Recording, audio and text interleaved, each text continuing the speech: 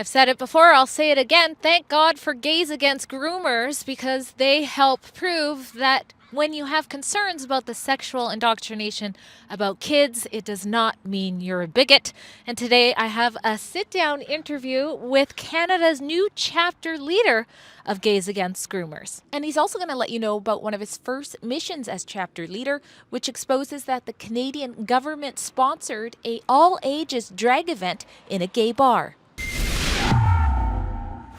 Andrea Humphrey here with Rebel News and Croy Jenkins. We've interviewed you before after that insane, explosive. Insane it was. Oh my gosh, you guys have to watch it at keepkidsspacessafe.com. It was a story time, drag queen story time that went insane. It was violence there. So thanks for being back at Rebel News. My pleasure. And something has changed since last we met. I was flying the Gays Against Groomers flag unofficially, but it's my pleasure to inform you that I am now officially with Gays Against Groomers. I am a chapter leader of Canada's Gays Against Groomers. That is awesome. So for the people who are watching that don't know, tell us what Gays Against Groomers is. Well, Gays Against Groomers operates under three primary categories. We are against the sexual indoctrination of children, we are against the chemical castration of children, and we are against the medical mutilation of children. Now, a lot of that pertains to what we perceive as the trans movement right now, and the agenda to push these ideas onto children in our education system. It is becoming more and more prevalent that the government wants this to be a case. And I think it has to do with if the pharmaceutical industry can transition your children, it creates customers for life. And so I think that is a big problem that we're seeing. But the remedy of all of this is people like myself, people with Gays Against Groomers who are willing to stand up to defend the rights of children, who aren't afraid of the progressive backlash. And there will be backlash, as we've seen in the previous video with Antifa coming after us, or sorry, alleged Antifa coming after us, that we need to be fearless. We are now in a dreadful time. We've come to this point in time only because we've played nice. We've placated. We said, yes, you can have as many genders as you want. Yes, we can play nice and have this in schools. And we have to stop playing nice because now it is costing the innocence and potential lives of children. Everybody thinks if we transition children, it will be okay. But what happens if they grow up and they're like, oh, maybe it wasn't right for me? Yeah. We can't undo that. Back in my day, we had the goth movement, and people would do up their hair and put on makeup.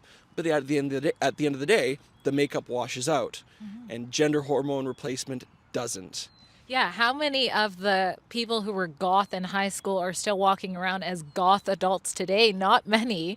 What do you make of the people who see people like yourself starting to stand up and say enough is enough here, and they're calling that hate? People like Minister of Post-Secondary Education, MLA Selena Robinson, but they're literally saying that it's hateful for you to speak about these things this way.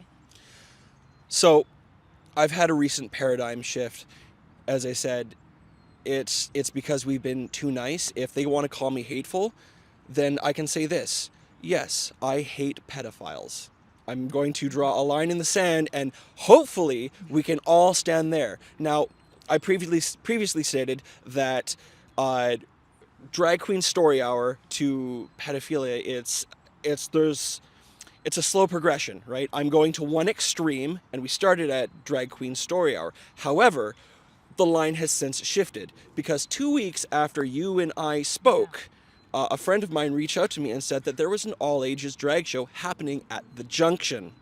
So I infiltrated them, and I say infiltrated because I wore a mask. Nobody else wore a mask, mind you. It was just my friend, myself and a friend who was brave enough to accompany me. We went in, and they pulled us aside and said, "Are you a protester?" And I said, "I don't know what you're talking about." Plausible deniability. I was able to get inside, and there was 4 people watching me, so I couldn't really get the first bit of it. However, I still have audio recording of them. And we'll get to that in a moment of what they said. But the parts I did capture, was that there's children inside a gay bar with tons of alcohol, hard alcohol, being distributed. A child was invited up onto the stage afterwards, and the drag queen said, "Oh, how old are you?" And the little girl said, "Oh, I'm 7." And the drag queen said, my drag children keep getting younger and younger and younger. And so they ask if I come from a position of hate. And, well, I hate what's going on. I hate the fact that we are now sacrificing the innocence of children for our own emotions.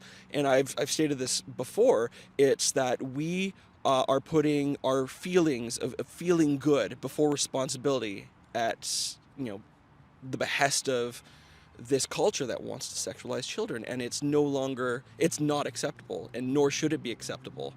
And to the viewers, let's let that sink in a moment, what you just said. They're saying getting younger and younger, but this is happening in a gay bar. I mean, any bar isn't a place for a child to be, so that is outrageous to me. Let's play a little bit of the audio as well. And that is why this year the Day of Pink is celebrating your courage and bringing it across the country. Not only are we doing events like this here, but we are also sharing the message with thousands of youth in more than 50 schools and 15 communities. We are sharing queer and trans culture, community, and history with future generations. We are shaking up the system to make sure schools and communities create space for us. I love you! I want to again thank our amazing sponsors, so I want to start by thanking the Government of Canada's Ministry of Heritage, Us Communications, Air Canada, Via Rail, Arts Hotel, the Fort Garry Hotel Spa and Conference Center, Hyatt Regency, the Westin Edmonton, Holiday Inn Toronto Downtown, Pink Mafia Productions, Flight Plan, and our amazing volunteers and donors like you. I want to thank our local partners for today's event, The Junction, Byron Burnaby, Burnaby School District, my school educational system fails me, and Vancouver School Board Guild.